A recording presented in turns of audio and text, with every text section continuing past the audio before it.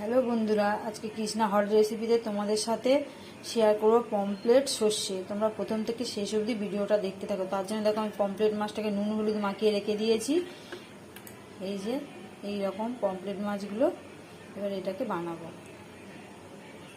তার জন্য আমার মশলাটা রেডি করে নিতে হবে। দেখো, সাদা সর্ষে একটু, কালো সর্ষে, পোস্ত আর 3টে কাঁচা লঙ্কা নিয়ে নিয়েছি। এটাকে আমি বেটে নেবো। দেখো, কড়াইতে তেল দিয়ে দিয়েছি, তেলটা মোটামুটি আমার গরম হয়ে এসছে। এবারে মাছটা দেবো। মাছটা দেওয়ার আগে এই যে মাছটাকে আমি এইভাবে আমি কেটে নিয়েছি দুদিকে। এর মধ্যে এই যে সর্ষে আর পোস্তটা বেটে নিয়েছি, এটা এর মধ্যে দিয়ে দেবো। দেখো, এই যে এরকম করে সর্ষেটা এর মধ্যে আমি ঢুকিয়ে দেবো। মশলাটা দুদিকে ঢুকিয়ে দেবো। এইভাবে মাছের ভেতরে আমার সর্ষেটা আর পোস্তটা যে পেস্টটা ঢুকিয়ে দিলাম। এইভাবে ঢুকিয়ে দিতে হবে সবগুলো। আমি এই যে মশলা ভর্তি করে নিয়েছি, এবার তেলে দিয়ে দিয়েছি। তেলটা গরম হয়ে গেছিল।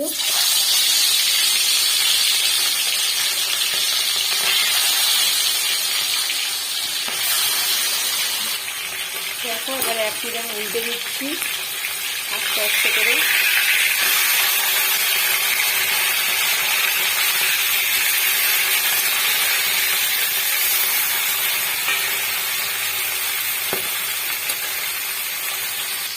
মাছ আমার ভাজা হয়ে গেছে। এবার মাছগুলোকে আমি তুলে নিচ্ছি। মাছগুলোকে আমি ভেজে সব তুলে নিয়েছি। এবারে টমেটো কুচি আর পেঁয়াজ কুচি এর মধ্যে দিয়ে দেবো।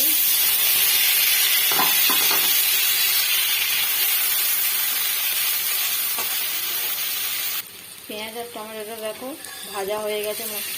এই যে এরকম ভাজা হয়েছে। এতে এবারে হলুদ গুঁড়ো দিয়ে দেবো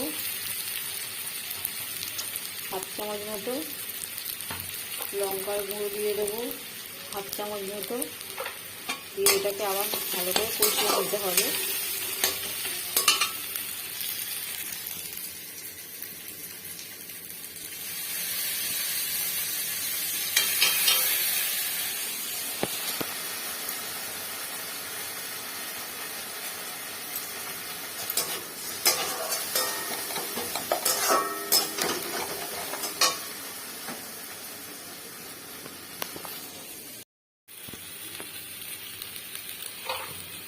স্বাদ মতো নুন দিলাম। বাদ বাকি সর্ষে আর পোস্তটা দিয়ে দিলাম।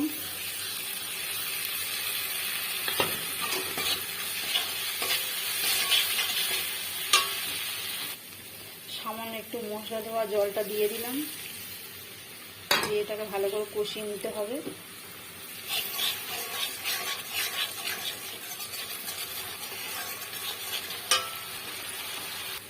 দেখো, মশলা থেকে আমার তেল ছেড়ে দিয়েছে।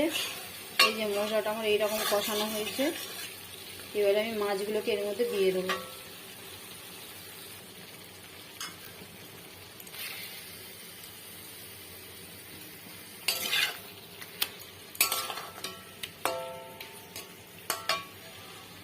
দেখো, সমস্ত মাছগুলোকে আমি দিয়ে নিয়েছি।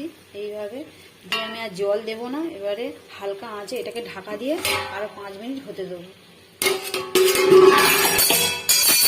ঢাকনাটাকে খুলছি, আমার 5 মিনিট মতো হয়ে গেছে। দেখো, এইরকম দেখতে হয়েছে। এতে একটু সর্ষের তেল দিয়ে দেবো। একটু সর্ষের তেল ছড়িয়ে দিলাম এর ওপর দিয়ে ঢাকা দিয়ে রেখে দেবো। এটা আমার রান্নাটা হয়ে গেছে। এই যে দেখো, আমার সর্ষে পমফ্রেট রেডি হয়ে গেছে। যদি ভিডিওটা ভালো লেগে থাকে অবশ্যই লাইক, শেয়ার ও কমেন্ট করতে ভুলো না। আরও নতুন নতুন রান্না পাওয়ার জন্য চ্যানেলটাকে সাবস্ক্রাইব করো। আজকের মতো টাটা।